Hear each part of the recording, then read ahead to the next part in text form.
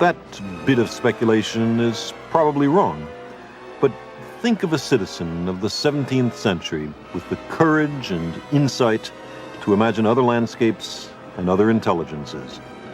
Might there really be mariners on a million other worlds?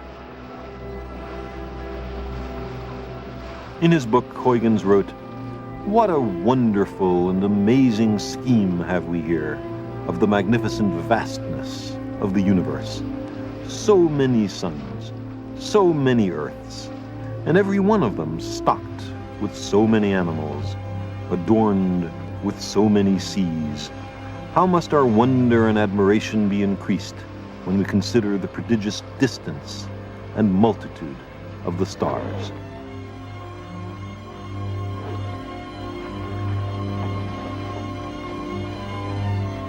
The Dutch called their ships flying boats, and the Voyager spacecraft are their descendants, true flying boats, bound for the stars and on the way, exploring some of those worlds which Christian Huygens, a man from Earth, knew and loved so well. Travelers' tales. One of the main commodities returned by those sailing ship voyages of centuries ago were stories. Stories of alien lands and exotic creatures. They evoked the sense of wonder and stimulated further exploration. Those tales of strange worlds enabled some Europeans to see themselves anew. There had been accounts of headless people, foot people, cyclops people. Now, the Dutch brought back fantastic stories of giant hunters, dodos, rhinos, leopards, and other creatures. Modern voyagers also return travelers' tales. Tales of a world shattered like a crystal sphere. A place where the ground is covered with what looks like a network of giant cobwebs. A world with an underground ocean. Tiny moons shaped like potatoes. A yellow and red pockmarked land with lakes of molten sulfur and volcanic eruptions 300 kilometers high. And a place called Jupiter, so large that 1,000 Earths would fit inside. There are no mountains, valleys, volcanoes, or rivers there, just a vast ocean of gas and clouds. Everything we see on Jupiter is floating in the sky. But there's much that is fascinating about Jupiter. As the solar system condensed out of interstellar gas and dust, Jupiter acquired most of the matter that wasn't ejected into interstellar space and which didn't fall inwards to form the sun. Jupiter is made mostly of hydrogen and helium, just like the sun. And had Jupiter been a few dozen times more massive, the matter in it might have undergone thermonuclear reactions in the interior, and Jupiter would have begun to shine by its own light. Jupiter is a star that failed. Had it become a star, we would be living in a double star system with 2 suns in our sky, and the nights would come more rarely. Deep below the clouds of Jupiter, the weight of the overlying layers of atmosphere produce pressures which are much greater than any that are found anywhere on the Earth. The clouds are just this little layer here. The deep interior is this high-pressure place.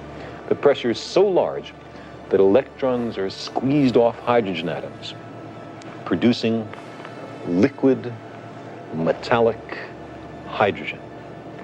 But at the very core of Jupiter, there may be a lump of rock and iron, a giant Earth-like world under astonishing pressures, hidden forever at the center of the largest planet.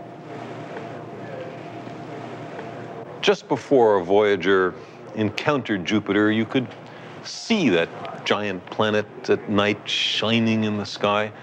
as our ancestors have for the last million years. And on my way to study the Voyager data arriving here at the Jet Propulsion Laboratory, I thought that Jupiter would never be the same again. Never again just a point of light in the night sky, but forever after, a place to be explored and known. To see the first close-up images of a world never before known, this moment is one of the greatest joys in the life of a planetary scientist. Yeah, moving that way. We're moving this. In the early morning hours of July 9th, 1979, on the real-time television monitors at the Jet Propulsion Laboratory, we began to learn about a world called Europa. These are the modern explorers, men and women trained in astronomy, physics, geology, or engineering. Many of them have devoted 5 to 8 years to this single mission. Cassin's model for Europa says that if you started off with it liquid, you could probably pump in enough energy to keep it liquid. Let's see. But the Cassin thing said that in order for there to be enough heating going on, you sort of had to start the heating before Europa basically cooled off, as I recall. Yeah, but Gene, what about the relief from the cracks? Shouldn't the cracks anneal and flow also? They got to be being renewed. The Io and Europa, there's a twin, a pair there, and then there's a pair out of Ganymedes Callisto. You can't look at the surface of a world so different from ours without wondering how both were made. Just rotate it out a little bit. Voyager presented us with 6 new worlds in the Jupiter system alone. Maybe. The more you learn about other worlds, the better you understand our own. We speculate, criticize, argue, calculate, reflect, and wonder. We return again and again to the astonishing data. And slowly, we begin to understand.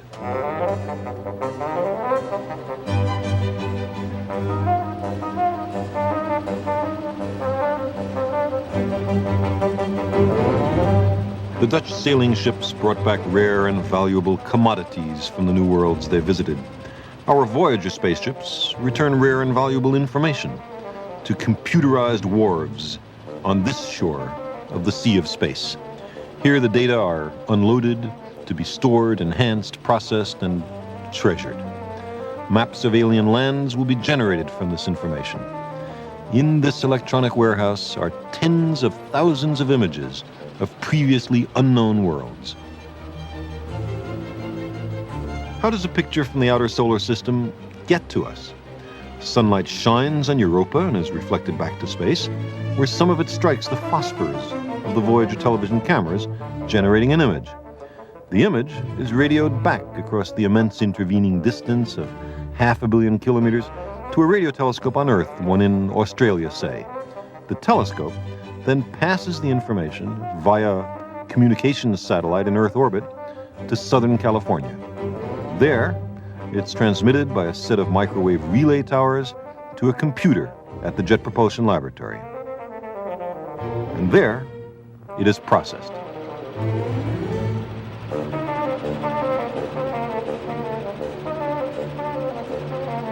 The picture is fundamentally like a newspaper wire photo, made of perhaps 1 million individual dots of differing shades of gray, so fine and close together that at a distance, the constituent dots are invisible. We see only their cumulative effect. The information from the spacecraft specifies how bright or dark each dot is to be. After processing, the dots are then stored on a magnetic disk, something like a phonograph record. By this day, there were already 11,000 pictures from Voyager 2 in our electronic library. Finally, the end product of this remarkable set of links and relays is a hard copy which comes out of this machine showing, in this case, the wonders of Europa, which were recorded for the first time in human history today. It is absolutely astonishing. See, Voyager 1 got very good pictures of the other 3 big moons, Galilean satellites of Jupiter, but not of Europa. It was left to Voyager 2 today to get the first close-up pictures of Europa, where we see things that are only a few kilometers across. And at first glance, it looks like nothing so much as the canal network of Mars that Percival Lowell imagined to exist on that planet. We see an amazing, intricate network of crisscrossing straight and curved lines. Are these straight lines ridges? Are they troughs? Is it connected with plate tectonics on the Earth? How does it illuminate the other satellites of the Jovian system? At this moment, the vaunted technology has produced something astonishing, but it remains for the limitations and cleverness of another device, the human brain, to figure it out.